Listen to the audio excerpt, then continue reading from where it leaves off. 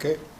Om Sahana Vavatu Sahanau Bhunaktu Sahaviryam Karavavahai Tejasvinavadhitamastu ma vidvishavahai. Om Shanti Shanti Shanti. Parthaya Pratibodhitam Bhagavata Narayanena Swayam Vyasena Gratitam Puranamunina Madhye Mahabharatam Advaitamritavarshinim Bhagavatim Ashtadashadhyayinim Ambatvamanusandathami Bhagavad Gita Bhavatveshini Yam Brahma Varunendra Rutra Marutaha Stunvanti Divyaistavaihi Vedai Sangapadakramo Panishadaihi Gayanti Yam Samagaha Dhyana Vastita Tatkatena Manasa Pashyanti Yam Yoginaha Yasyantam Navidusura Suragana Devaya Tasmai Namaha Devaya Tasmai Namaha.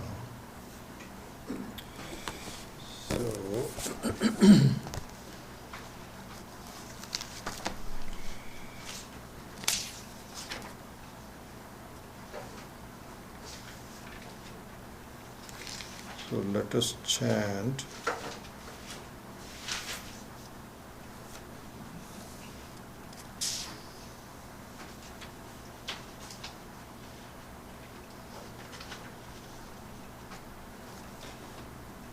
(23), (24), and 25, verse number, chapter number 5.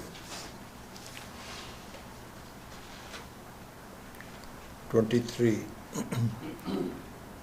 Shaknoti haiva yaf sodhum Shaknoti haiva yas sodhum Praksharira vimokshanat Praksharira vimokshanat Kamakrododbhavam vegam Kamakrododbhavam vegam Sayukta sasukhi naraha Sayukta sasukhi naraha Yonta sukhontara Yonta sukhontara Tathantar jyotirevayaha Tathantar jyotirevayaha Sayogi Brahma Nirvanam Sayogi Brahma Nirvanam Brahma Bhuto Dhigacchati Brahma Bhuto Dhigacchati.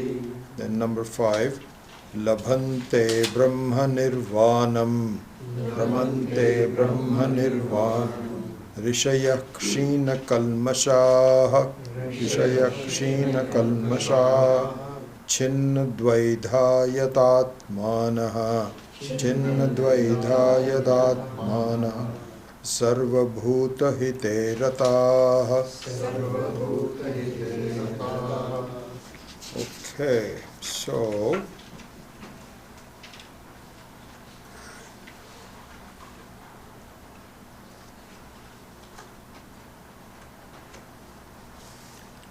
the sequence that the Bhagavad Gita is following at this stage is that, as you know, on verse number 13 to 21, the review of the knowledge was given. So Jnana Yoga was given. Then so that was finished. Then number 22 and 23 goes back to sadhana for the jnana. So this is how the Gita, there is only 2 topics in the Gita. One is what is to be achieved, and the other one is how to achieve it. So sadhya and sadhana. Jnana and jnana sadhana. Those are the two. So 13 to 21 was the jnanam, and again going back to 22 and 23 was the jnana sadhana. So the jnana sadhana, just a quick revision of that, was gaining maturity in our life. So very simply, we need to become mature rather than immature. And to take the next step towards total freedom, we need to be mature. So the question is, what do you mean by mature? What is immaturity and what is... and the normal living in life doesn't mean that you become mature. Because even when we are children, if they are immature, then it is natural. It's good. They should know, no child certainly at 6 or 7 year old should just, some of them are mature, but it's a rather exception to the rule. If the children are immature, then it is normal. So what is immaturity and what is maturity, we have to see. So very briefly, what immaturity is, reacting to situations is immaturity.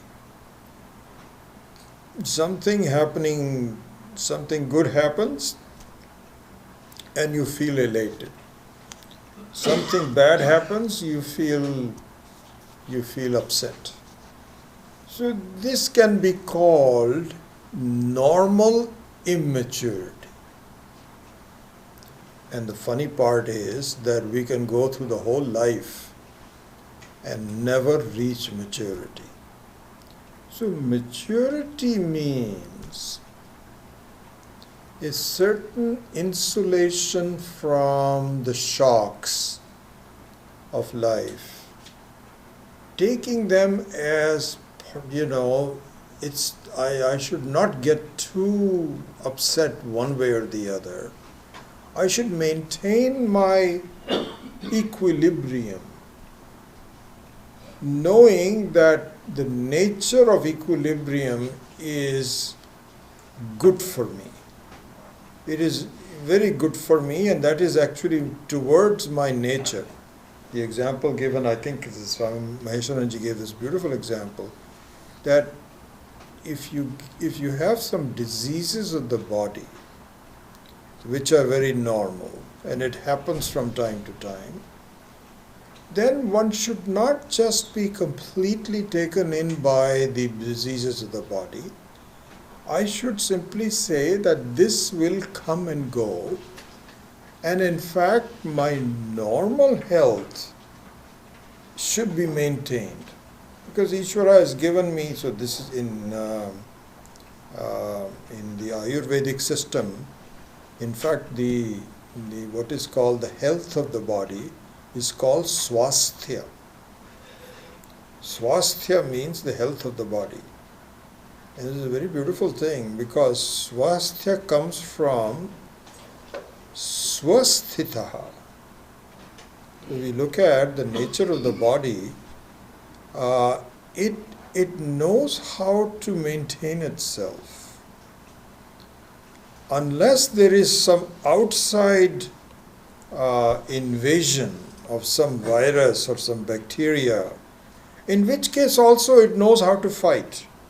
There is a lot of fighting going on inside of our body with all these kinds of things. But all these diseases. So it knows how to even fight it, but if it can give up. It can give up, and then it may require some outside help, some medicines and so on and so forth. But what the medicines do is to bring it back to a range where the body can take care of itself. It doesn't need complete intervention at every minute, because it knows the breathing and the circulation and so on. So this is what is called swasthya. Swe tasmin tishtati iti swastha. Its quality is called swasthya. So the example given was that just because I have some diseases doesn't mean that I should not maintain my health. Because my attitude should be that, everybody gets a cold, and let me take care of it, and it'll go away. Similarly is the nature of the mature person. The mature person means that good and bad things are happening. That's always because of the prarabdha karma. I cannot will them to occur or not occur. But my attitude should be to maintain my equilibrium and just think of it as swasthya. My health of myself as a soul should be to be independent of problems that occur. They are going to come and go. They will take their own time. So this is what is defined as maturity.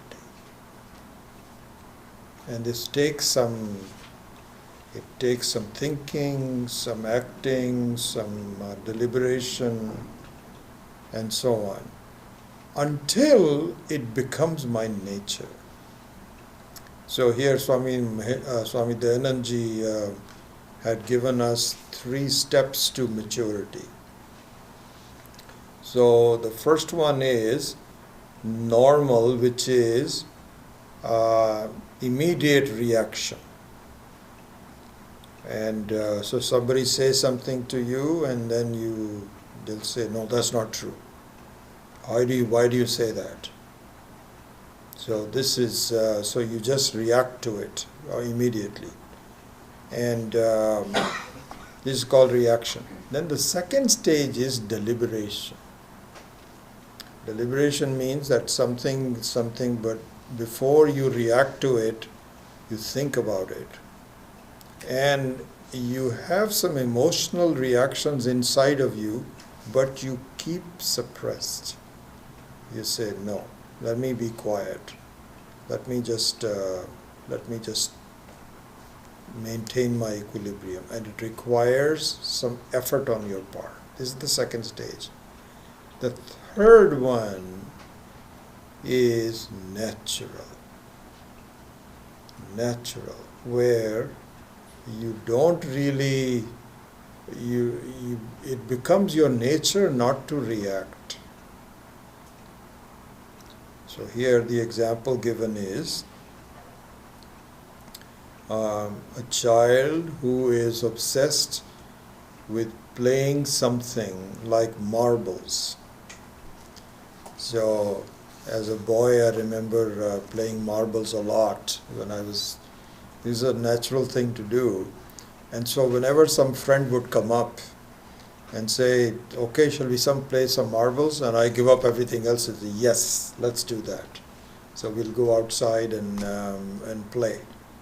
So this is what we call a reaction.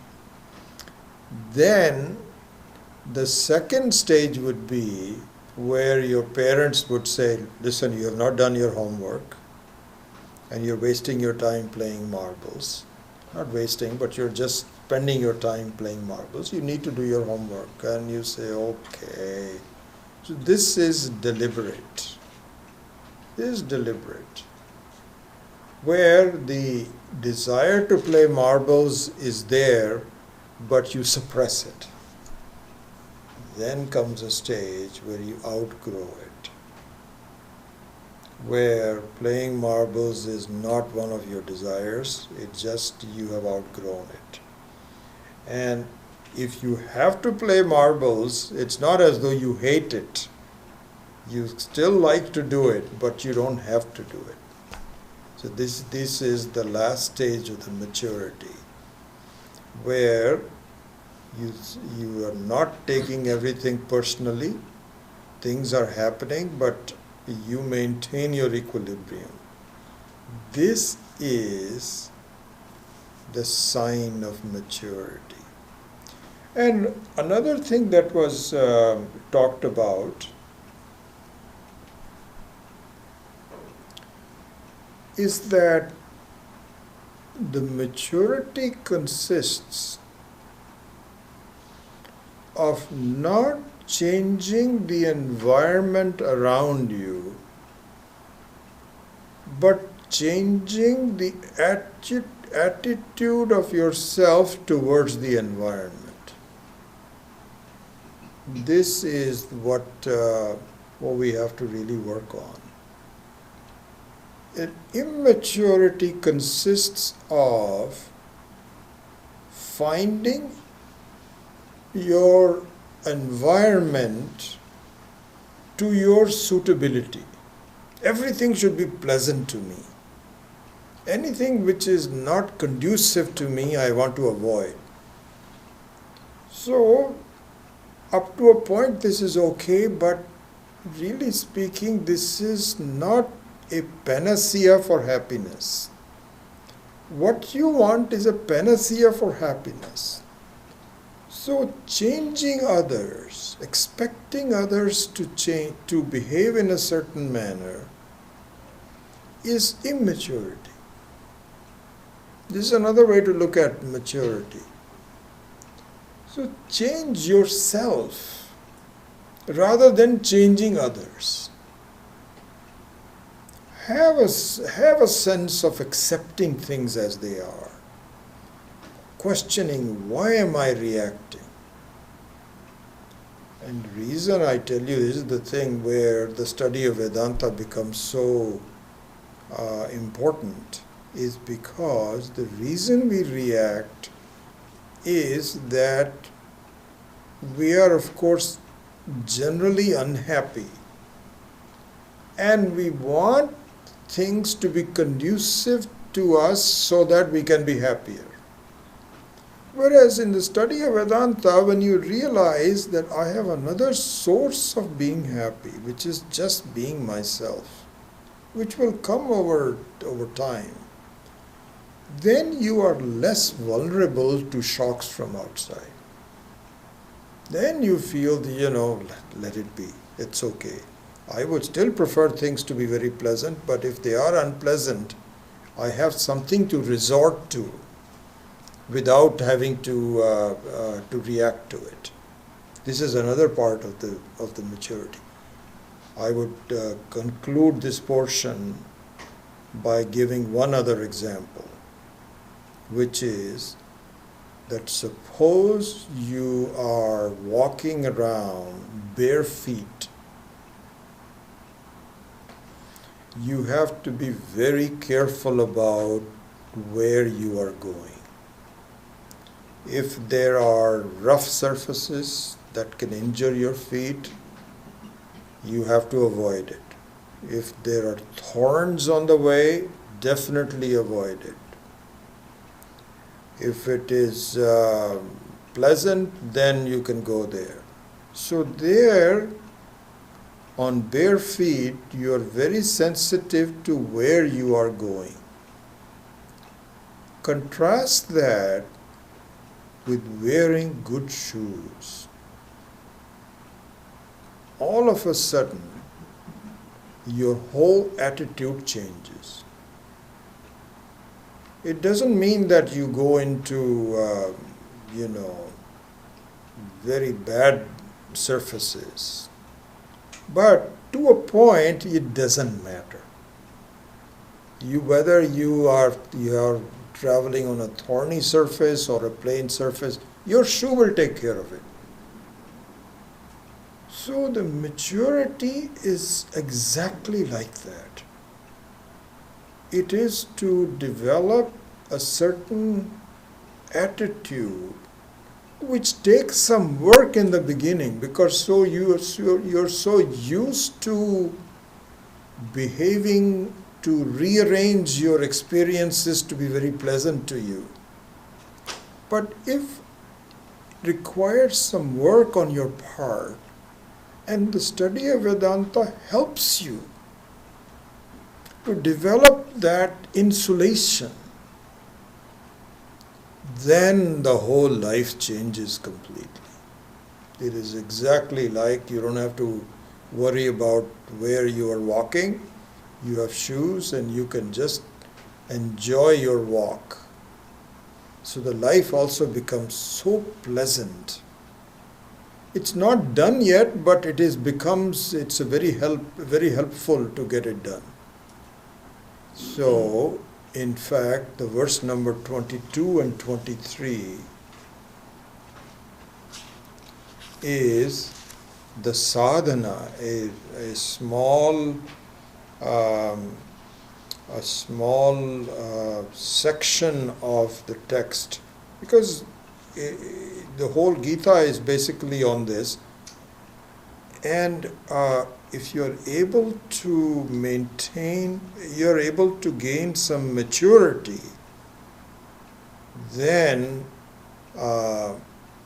you are ready for Jnana Yoga. So that's what it was pointing out.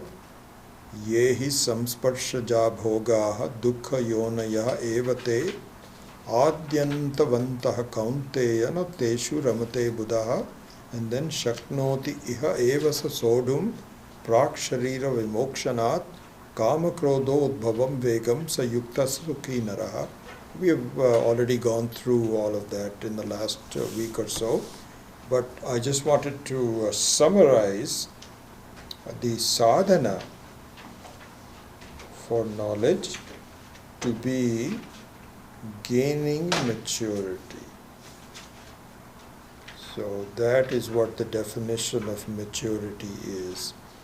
Because ultimately what this is leading us to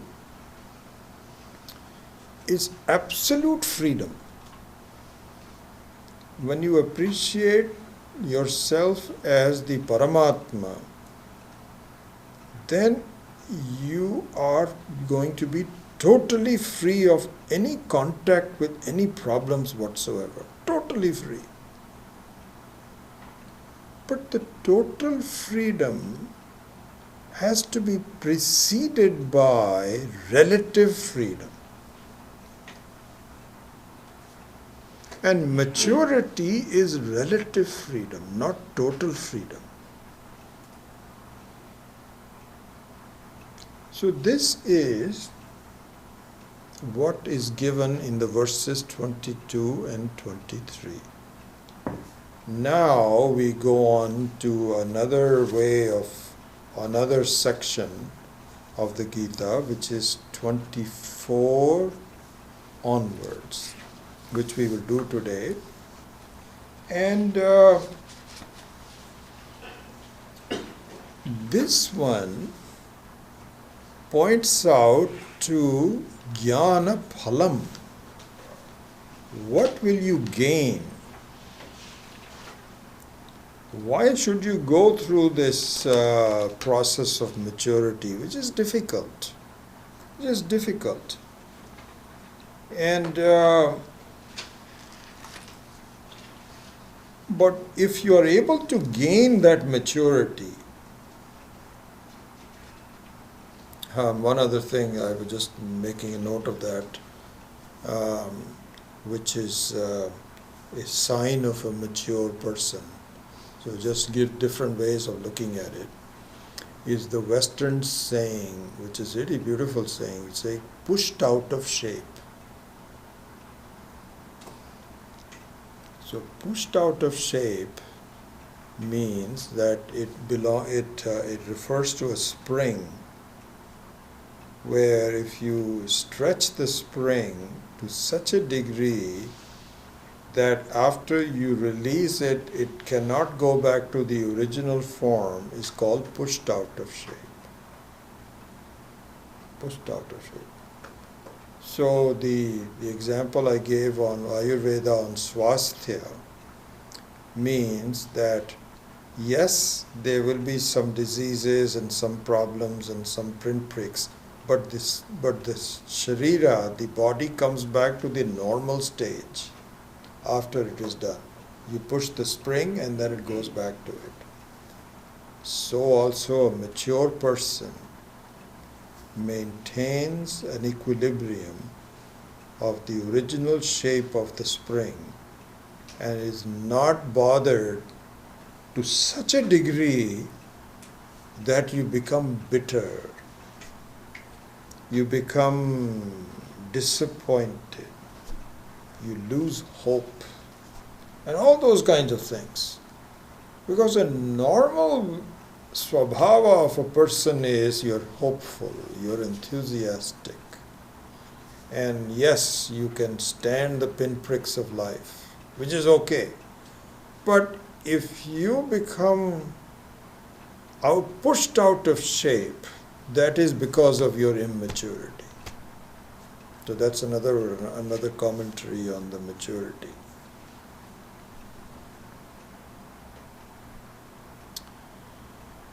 Then we now come to gaining the fruits of this knowledge.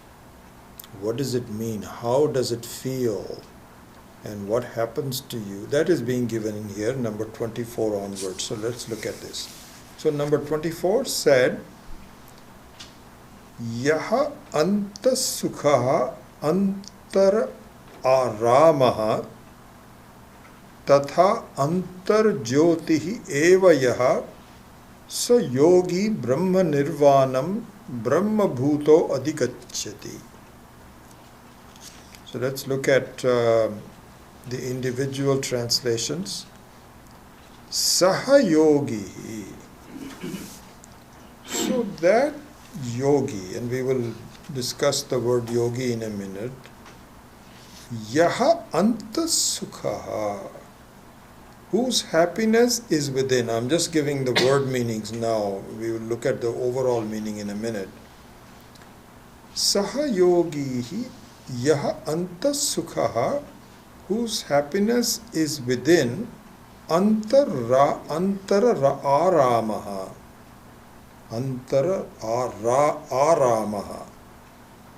So whose recreation is also within, tatha, and yaha antar jyoti eva, whose vision is also within, brahma bhutaha adhigacchati, has become Brahman while living and attains the status of being Brahman, Brahma nirvanam, and oneness with Brahman after death. So I'll explain all of that in a minute, but I'm just giving you. So if you look at the English translation of this, that yogi whose happiness is within and whose recreation is also within and whose vision is within has become Brahma while living and attains oneness with Brahma after death. So this is the meaning of it. So let's look at what that means in just 1 second.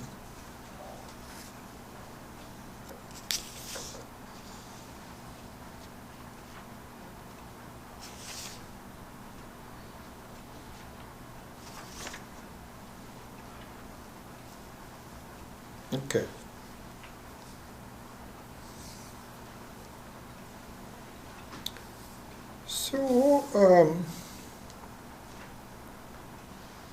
So that mature person that we talked about earlier through the sadhana,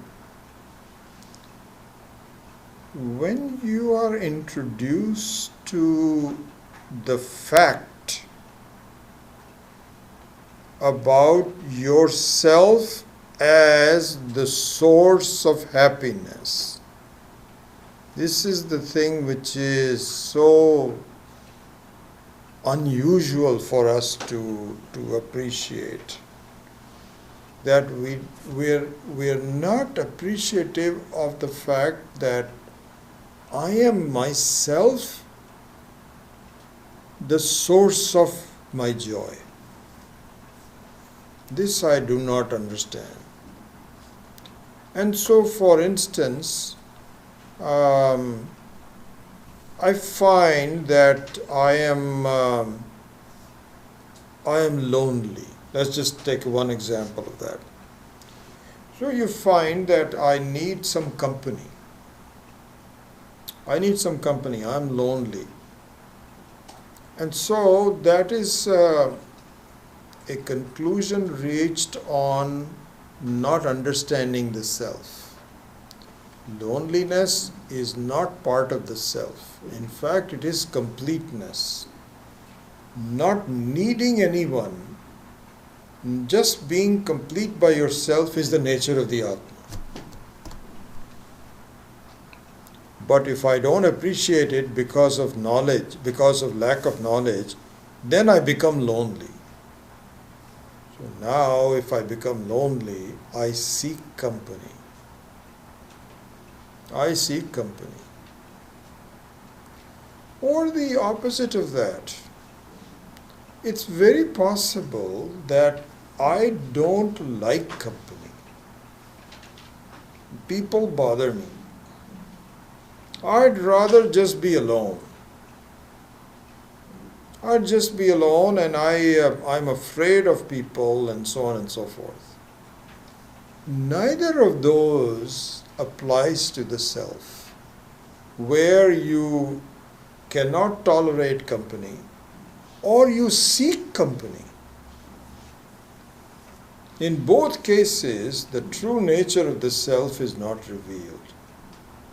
The fact of the matter is, and this is the sign of the maturity and which leads to total understanding, is you are okay by yourself and you are okay with the with the company of others.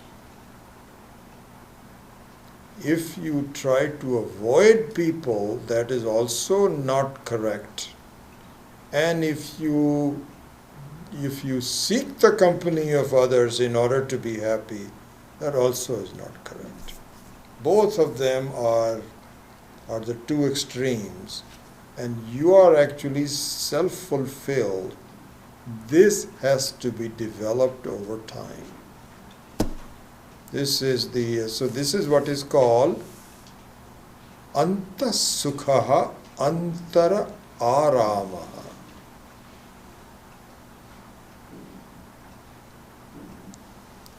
And so, anta sukha means that you find that really the sense of fulfillment is your nature. So this is what is called Purnamadav Purnamidam Purnat Purnamudachyate Purnasya Purnamadaya Purnameva Avishashyate. So Purnam is really the nature of the Atma. And we all have doubts. How can that be? This has to be analyzed, studied. That is to be made my aim, that I am Purna. So this is one part of it. Then Antara Aramaha. Antara Aramaha means that my understanding of myself becomes fun for me. It becomes my own play within myself. So this is where the meditation on the different aspects of myself can yield such good results. So for instance, I'll give you a couple of examples just to see what I mean by antar aramaha.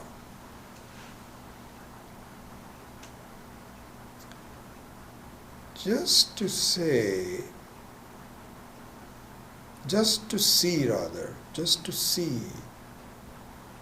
that I am an unchanging person.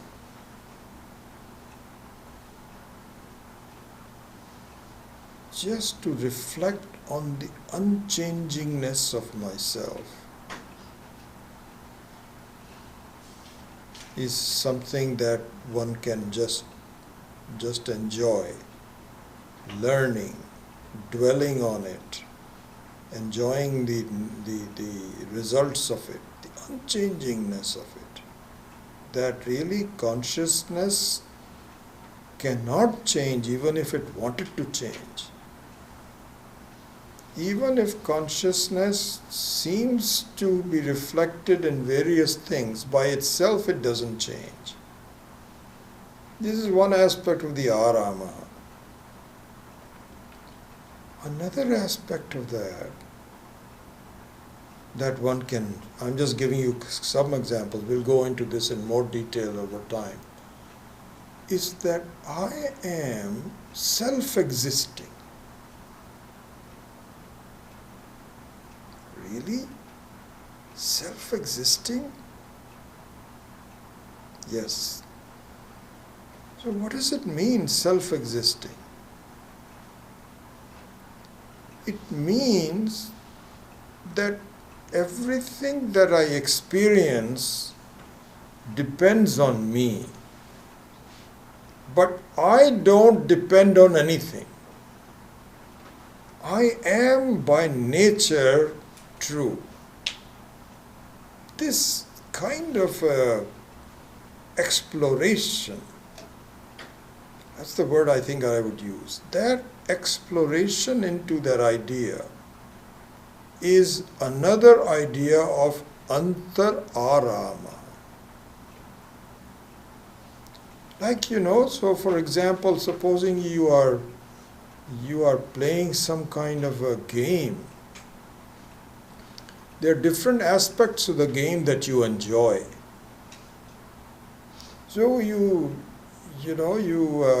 like in baseball, you enjoy the fact that the hitting and the pitching and running and scoring, it's all part of a different play. How you enjoy it. Sometimes it is this, sometimes it is that, all part of the same enjoyment.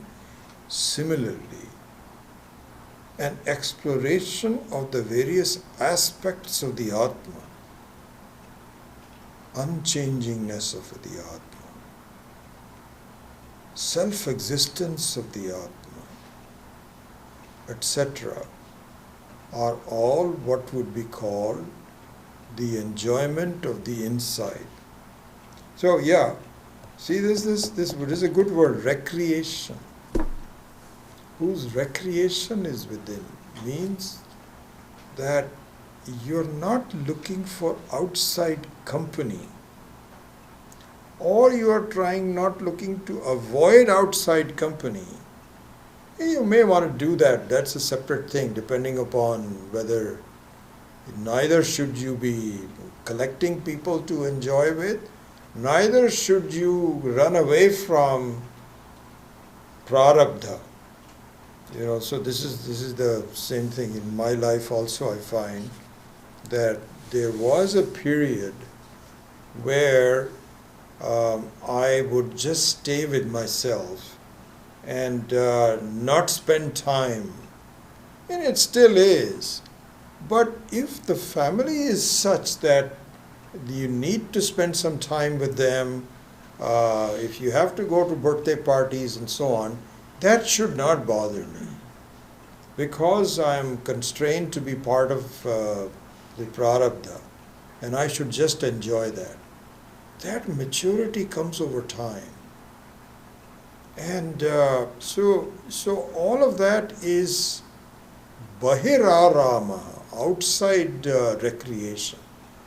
Inside recreation means I don't need anyone in order to enjoy the aspects of the self, as I mentioned, non-changingness, self-existence. There are so many of them. We'll be going over that over time. Another one is contemplation upon the fact that I am never born. Ajaha, aham ajaha, janmaha na jayate. So that it's also an internal recreation. So all kinds of aspects of myself I can, and you know, the recreation needs to be taught to me. You know, just like, for example, you look at this World Cup soccer that is going on. Very interesting. If you're just watching soccer for the first time, or you know, you're not really an expert in it, you don't know what is happening. People are running around, go back and forth, going this way, then it goes. But suppose you are knowledgeable about the laws of soccer, how they can, how the planning is done, you know, what is the tactics they use. There's a lot behind the scenes. If you look at some of the experts that are commenting after the game, they will say, you know, Belgium made such and such mistake, France made this mistake, but they were able to overcome it. And what they really wanted to do was to have this half of the team. So there's a lot of analysis of it, which enhances their enjoyment of the game. Same thing in college, in the football. If you knew what the strategy is being used. So similarly here also, the internal enjoyment of the self, you need to have some expertise. And so the Vedanta gives you the expertise. Hey, look at the aspect, the fact that you are never born. And you are misplacing the birth of your body to yourself. Look at that. And so once I'm given that set of instructions to enjoy, it takes me a while to become knowledgeable. Even if I don't completely accept it, even though if I completely appreciate it, but with the shraddha that this is what I need to do, it becomes very enjoyable. And so this is what is called antar arama. Means that there is in fact a lot to enjoy, a lot to appreciate, that I am oblivious of. And because I was oblivious of it, I'm just doing outside company and, enjoying movies and this, whatever, different kind of things. So this is the result of maturity. This is what Jnana Yoga is all about, that you have to really become appreciative of what you are and what you have within yourself. Then another one, tatha. Tatha here means and also. Antarjyotihi eva. Antarjyotihi. So Antarjyotihi means that one where the knowledge is something which, the sense of knowledge which is the light upon which everything is known. Jyotihi. Jyotihi means light. And the ultimate light is knowledge, awareness.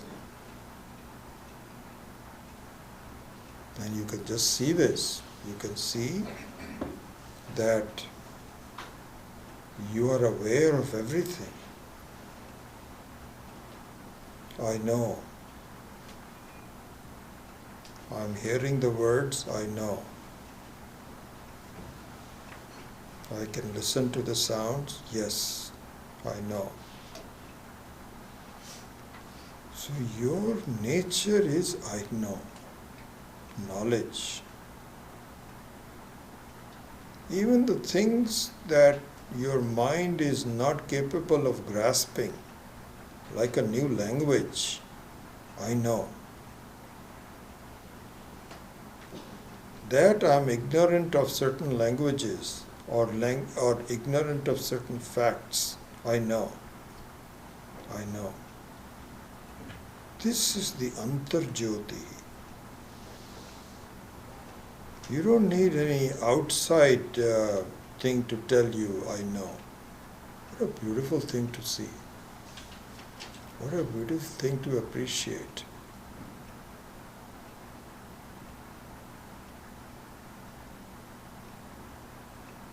And so you can even count that as one of the things that you revel in, Antaramaha. Or something even more profound, it is not recreation. So this is what is called Swatasiddhatvam, self-existence, and Swayam Jyoti, Antarjyoti.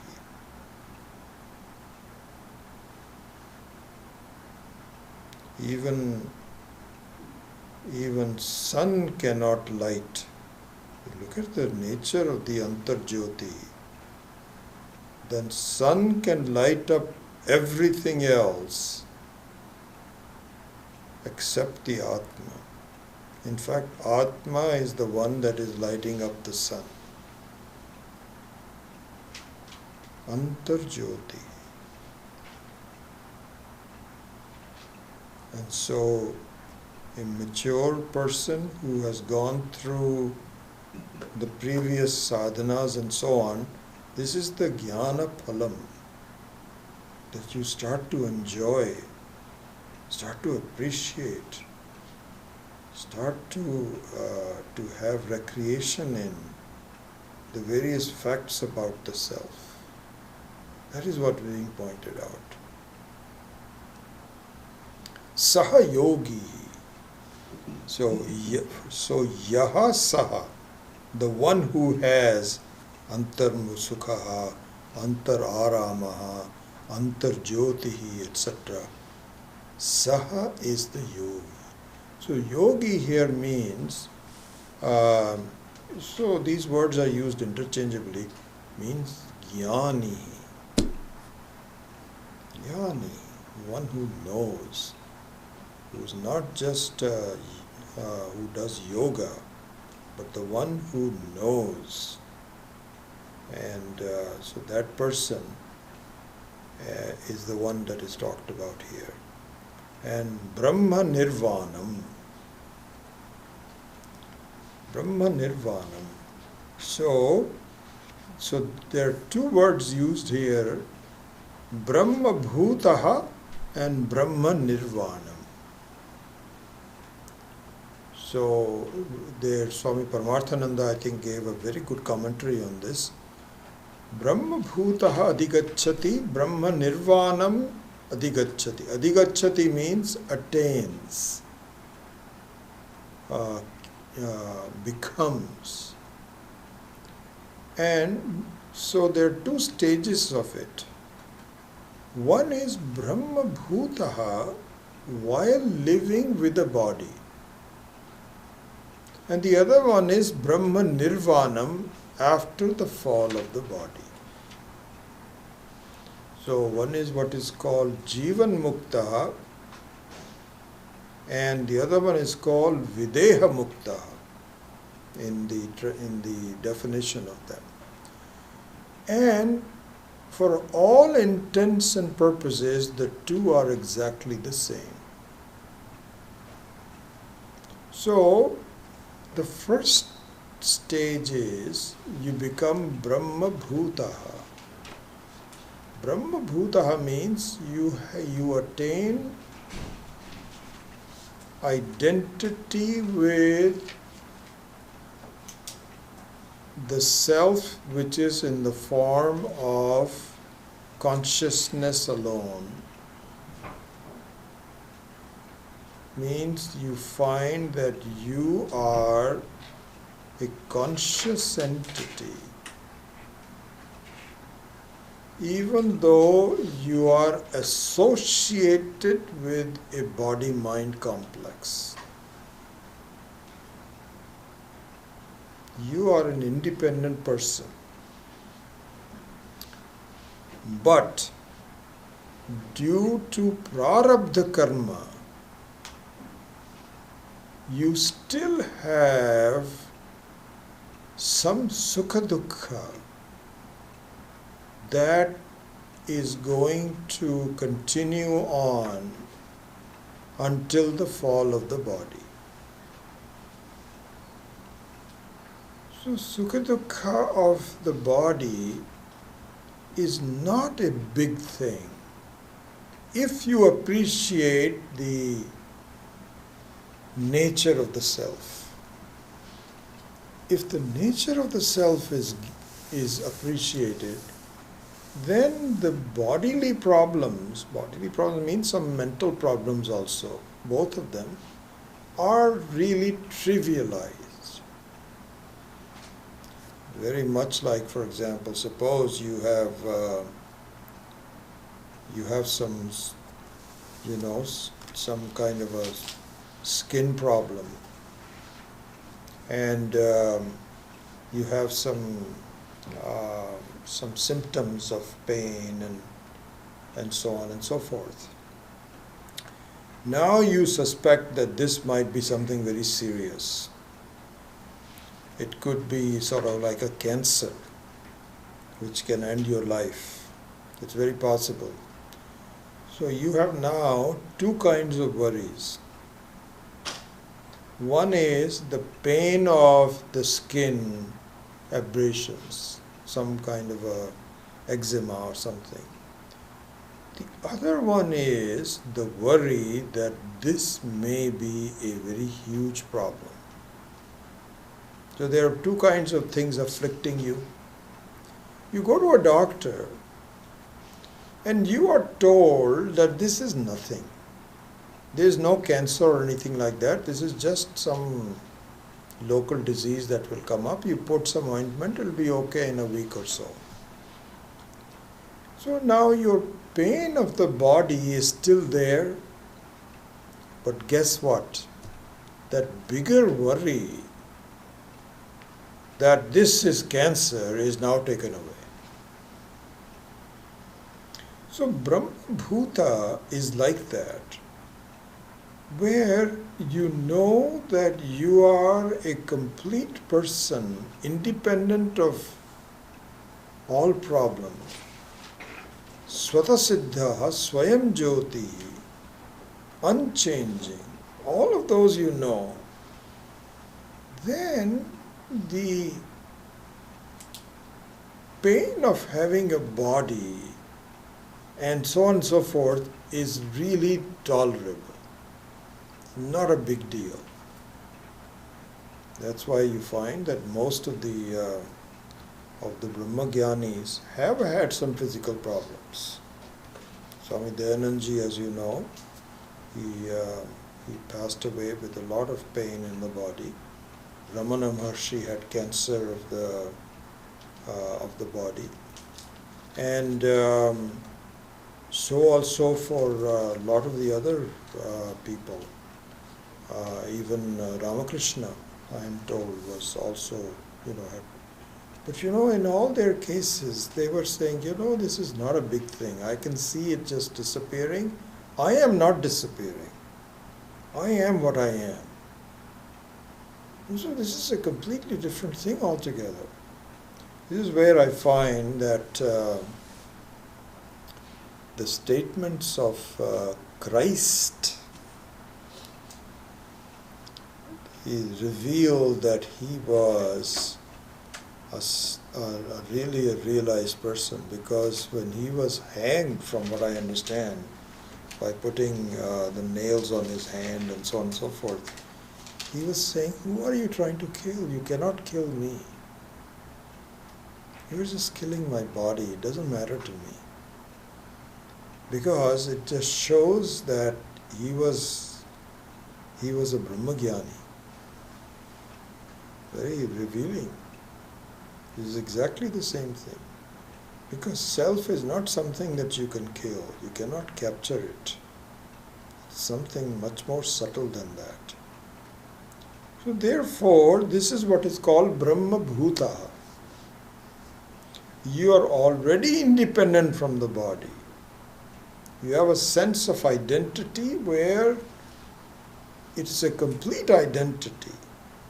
And yet, because of the prarabdha karma, you are still associated with this body.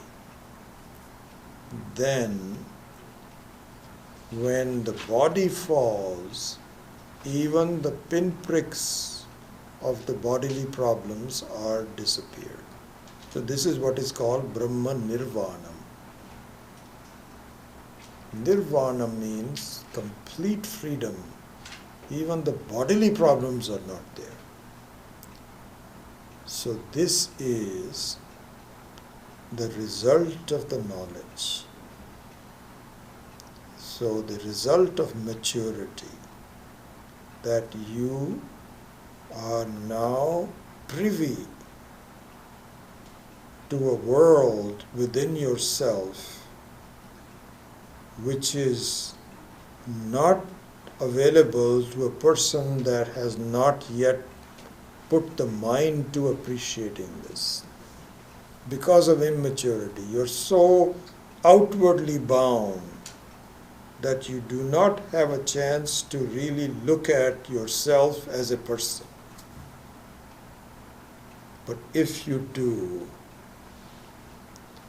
this is, and you need to get into the habit of appreciating, of recreating, having the recreation of just appreciating itself. Then you do. It's a beautiful thing because it gives you self-satisfaction, self-fulfillment, or all of that.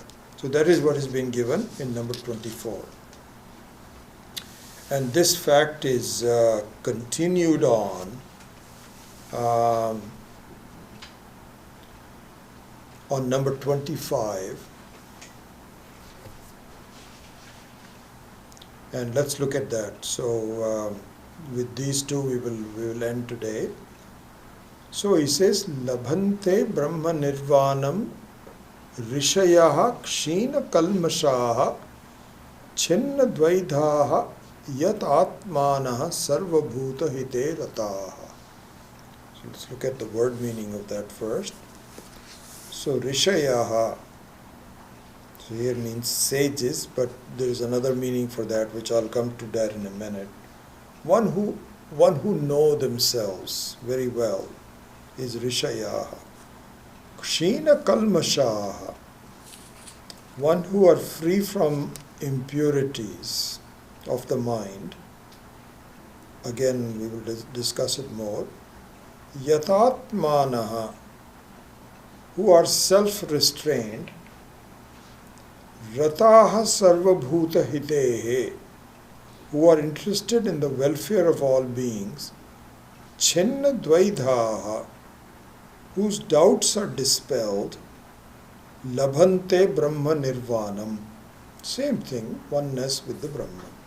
So the English translation in a sentence form is sages who are free from impurities, who are self-restrained, who are interested in the welfare of all the beings, and whose doubts are dispelled, attain the oneness with Brahman.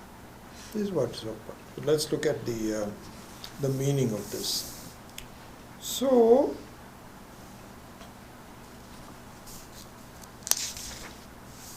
here some stages are given. This needs to be appreciated. Some stages of this enjoyment are given. So there's like 6 stages. The first one is Sarva Bhuta Hite Rataha. That will be the first one. The second one is Kshina Kalmashaha. Third one is Yatatmanaha. The fourth one is Rishihi. The fifth one is Chinna Chai Dvaidhaha. And finally, Brahma Nirvanam. I think we can cover all of them. We'll make sure that we finish it by 11:30. Okay, let's start with the first one. Sarva Bhuta Rihite Rataha. So instead of just looking at it as interested in the welfare of all beings, something deeper than that. One who lives a life of values, of ethical values, who is sensitive to others, will be a more complete definition of Sarva Bhuta Hite Rataha. One who has sensitivity to others, not just to yourself. Because I tend to make mistakes when I am insensitive to the others. Okay? And here, the life given to a human being should be appreciated. That, first of all, as a child, you are excused if you are only thinking of yourself. Am I hungry? I need to get some food. Am I healthy? Am I not healthy, but am I taken care of? Etc., etc. So this is, you only have to think about yourself. Not even, I tell you, for a child, you don't think in terms of taking care of your parents. You just think about yourself. This is where marriage and having children is a great step to become Sarva Bhuta Hite Rataha. Because when you get married, and so these are, this is interesting, the marriage and having children is a very important part of the propagation of this whole creation. So Ishvara has made that a very important part. And by the way, that is the reason, because they say any kind of a creation is tinged with ananda. Any creation. And the creation of new beings gives the maximum ananda. This is why the sexual union is one of the highest anandas. Because it is really meant for the fact that you feel that this is an important thing for me to do, where I can propagate the species. So anything which is a very natural creation is tinged with ananda. Leaving aside that part of it, if you're a single being, you're just worried about yourself. How am I doing? What am I doing with my time? And so on. Then you get married. And married means, this is why just not living together or anything, but marriage is an important thing. Marriage means you now have to become sensitive to one other person other than yourself.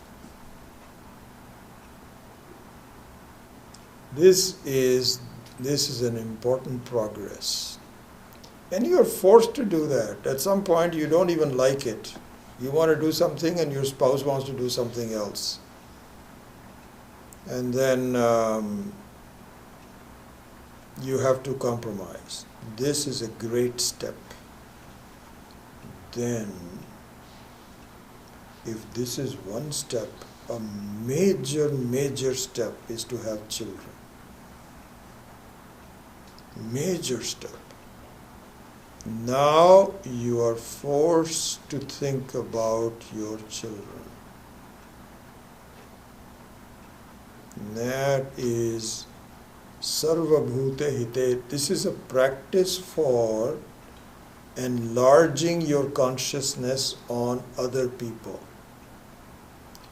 And Ishvara knows this very well, that really speaking, you are not going to start loving anybody else except your own children in the beginning.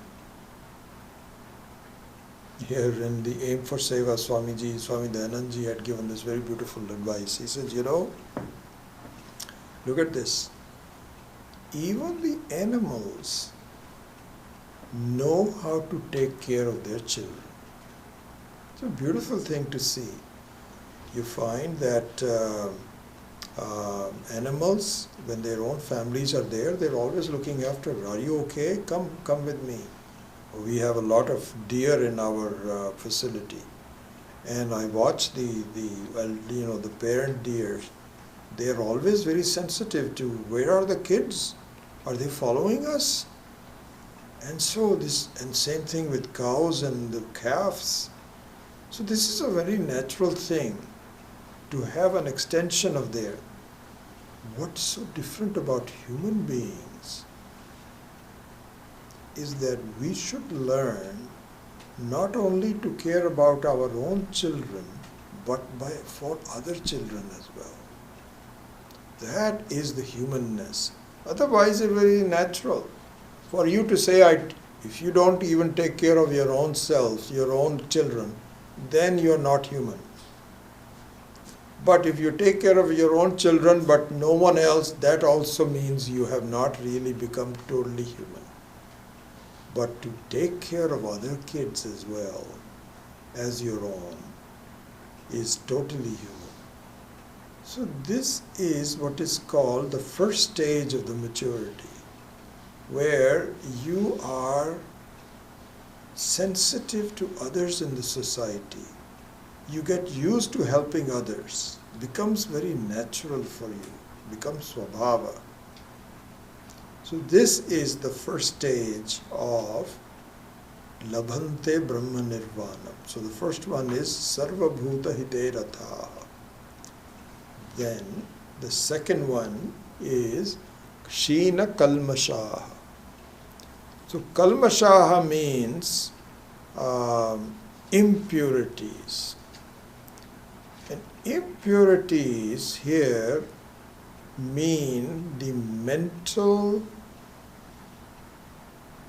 attitude of doing wrong things is called kalmasha, of obstructing things, doing not according to what the dharma says, adharmic things, of being harsh to others, of cheating, all those kinds of things, papa karma, etc. And so this is the second stage, which means that when you have some sensitivity to the others, you're not going to cheat others. Not going to happen. So the second stage is that you develop a sense of punya, of doing the right thing, and this also comes about through progress of maturity in your life. And here, Swami Paramarthananda had pointed out that really speaking, even this attitude is not given to you unless Ishvara is happy with you. So it says, Ishvara anugrihat pumsam advaita vasana. So a sense of oneness, a sense of tolerance will not come to you until you have earned the grace of the Lord. But then it becomes very natural to you. So that one is called Kshina Kalmashaha. That's number 2. Then the number 3 is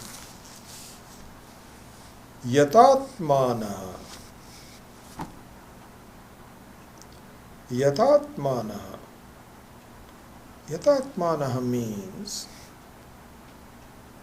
you now develop a sensitivity towards what your future can hold for you, what the full potential of Vedanta is, which is complete freedom, which is the spirituality that allows you to explore your freedom. Your yatatmana, you are now fully engaged. This is not the selfish thing earlier, but in fact stems from an openness which is not just meant for your own self as a person, but your own nature itself. It's a little hard to explain the difference in them in this short time. But really speaking, exploring the non-limited nature of yourself by study, by attitudes, and so on, is what is called yatatmana. And here, this is given by in the 4th chapter. We saw this verse, lots of it, but this is a very famous one. Tat vidhi pranipatena pariprashnena sevaya. So this verse is an important one, which says, explore the unlimited nature of yourself. May you know the unlimited nature yourself by inquiry, by learning from a right teacher, asking the right questions, pariprashnena, sevaya, by being committed to it, by serving yourself and the teacher and becoming committed to it,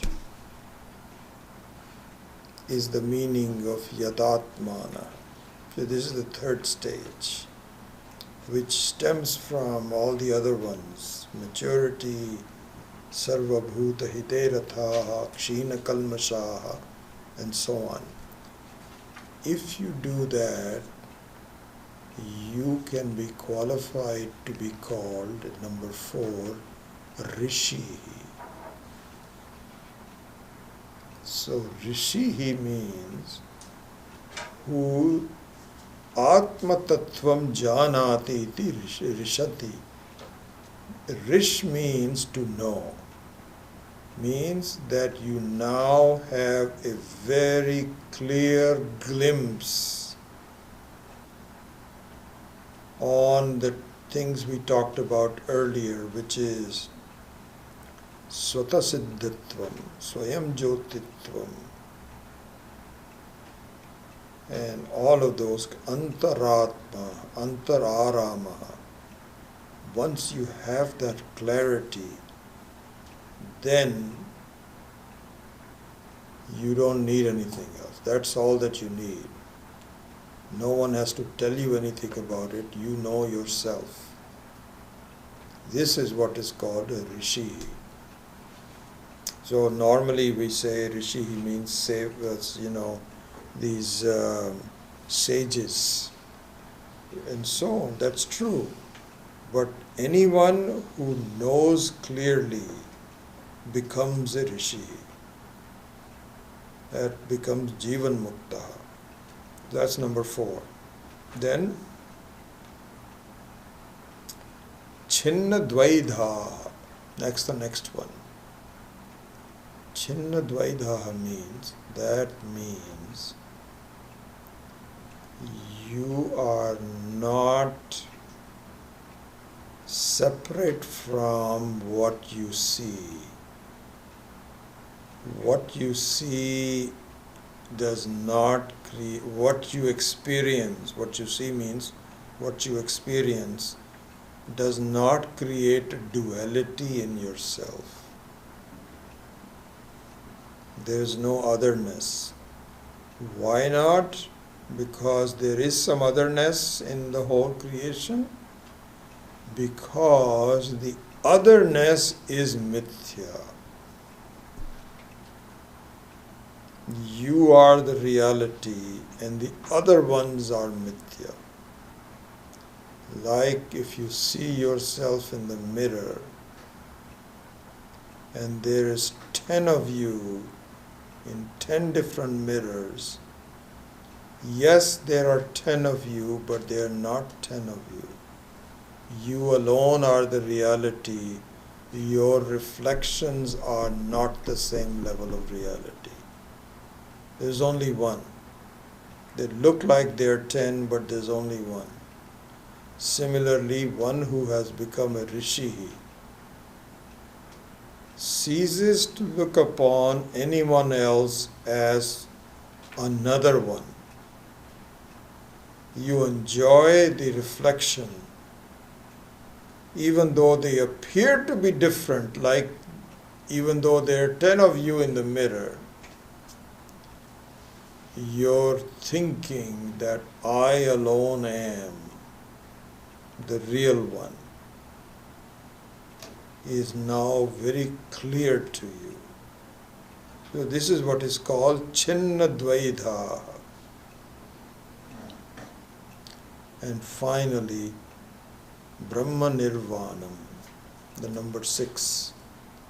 That means if you do that, you find that you, the Paramatma, the Brahman, you and Brahman are not two things. There is only one real conscious Vastu in the whole creation, and which is you, which is also the Paramatma, which is Ishvara, and which is also everybody else.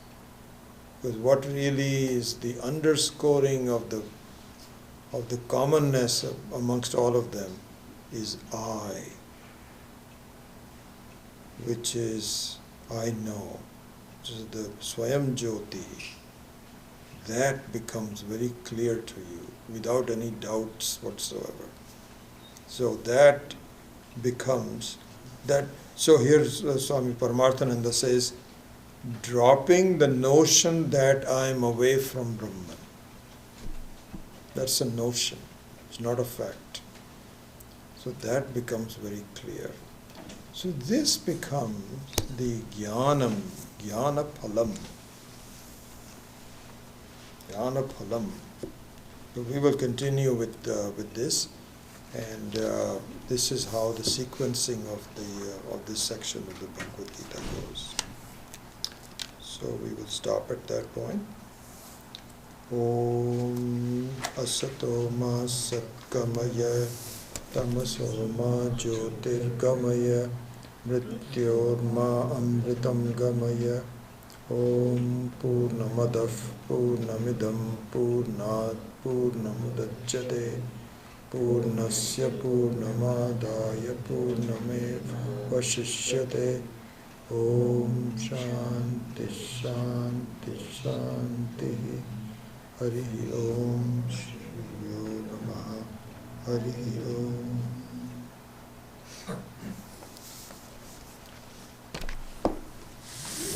Still some time for questions. You referred to chapter 4, verse number when you explained. Yes. What verse number is it? I think it is number 26, is it? Let me look at number 4. Jnana Karma Sannyasa.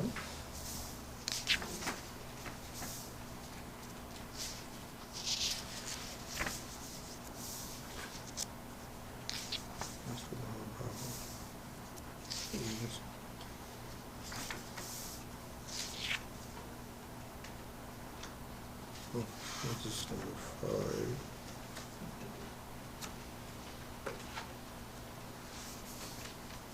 Yeah, it's number 34 of verse number 4. Tad vidhi pranipatena pariprashnena sevaya upadekshanti te jnanam jnaninaha tattvadarshinaha. Number 34.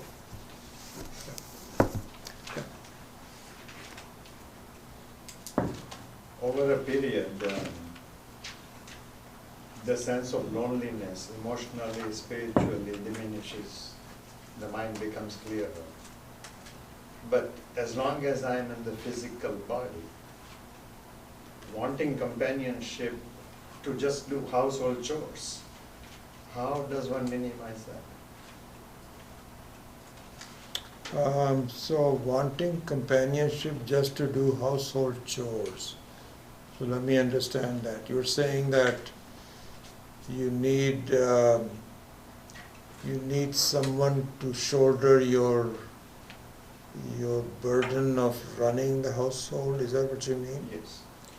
So I think to the extent that it's a real need, there is nothing wrong with that. It can be done in parallel. So I think that if one becomes a true Jivan Mukta, that means that this is what is called Sarva Karma Sannyasa, where you don't need anything at all. If you get some food, that's fine. If you don't get some food, because people will take care of you. Ishvara will take care of you in some form or the other. You don't have to. It's not as though you don't even get up from the bed. You have to get up, but something will. You live in an ashram. Something will happen, and so on. But that's for a Jivan Mukta. Until then, when you are still a Grihastha and still learning the freedom that we talk about, there a sense of need for others to help you is appropriate, not a problem. Because you're not completely done yet. And so to a certain extent your expectations that others should help you and that you should also help, some sense of companionship and so on, is very natural. There's nothing wrong with that. Yeah, so it's a gradual process.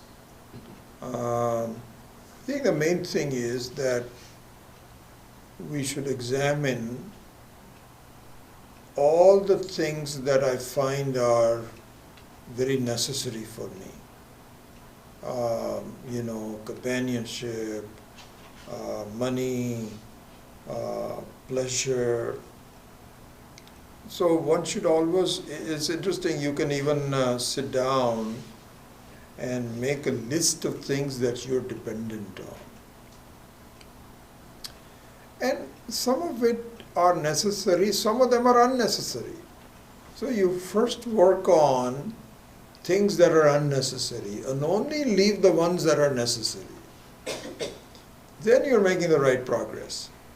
But the fact of the matter is that in many other cases, we are just unnecessarily involved in dependencies without really looking at the very essence of it. So that's a stage that we have to go through. And when you find that the necessary things are there, then you'll find you've already progressed to a point where your sense of freedom from the unnecessary things have progressed to such a degree that this is no longer a burden of any kind, necessary things. Yeah, not an issue.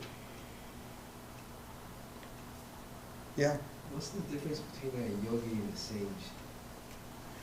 So I think that this is in the language of the Bhagavad Gita that uses interchangeably. There's no change. There's no difference between them.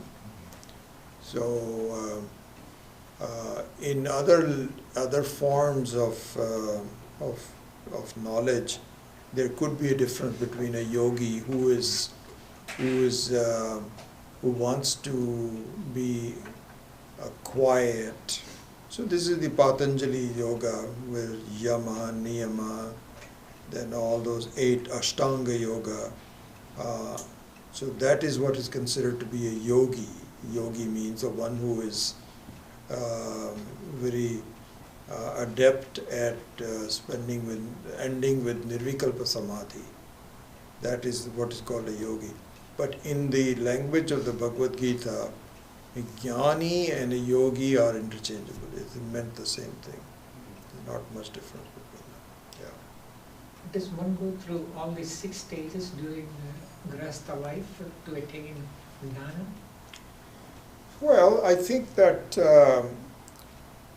it doesn't mean that it's not a any kind of a hard and fast rule to it, but you should observe that these are the stages that you will find progress described in these phases. Yes, a sense of maturity, a sense of helping others, a sense of enjoying the various aspects of myself, removing doubts. All of that is really the right sequences that you have to go through. Yes, very much so.